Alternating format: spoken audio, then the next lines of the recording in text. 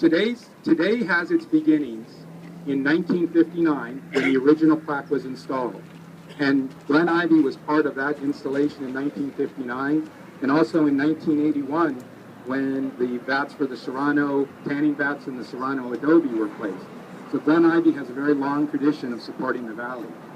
It's also interesting today that this project also began 1 year ago at a Boy Scout roundtable when I met Richard and Don Williamson and started to talk.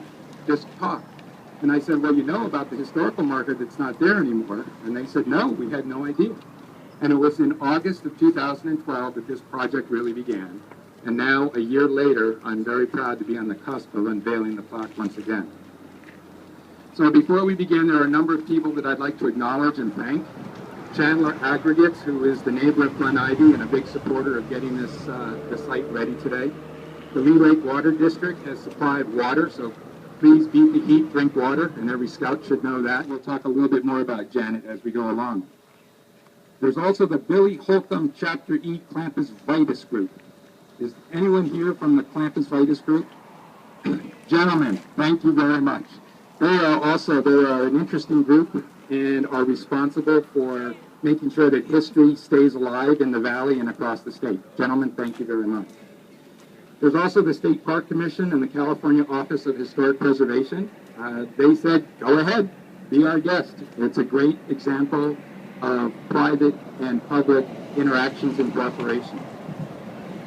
The Temescal Valley Heritage Foundation, Sam Yu, Gina Osborne, Fatima Bailon, Sandy Isom, Dolly Bailon, and Jan Lee Watson. Thank you very much. Sam, nice to see you, sir. All right, good morning. The Temescal Road marker. Folks, would you do the honor?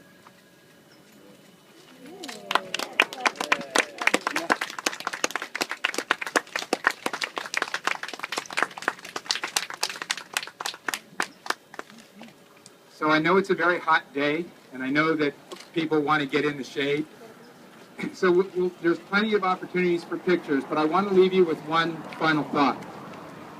For me, as we look back in history, we also look forward to the future and what's possible.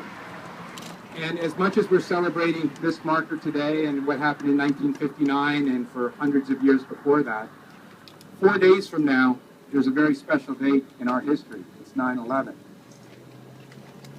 I think I would be remiss if I didn't mention that. And as you come up to the table and look at some of our historical markers, we also have some American flag lapel pins. And I think it's a very fitting idea to have a moment of silence today for 9/11, not only in the past, but as our country and our world moves forward into the future.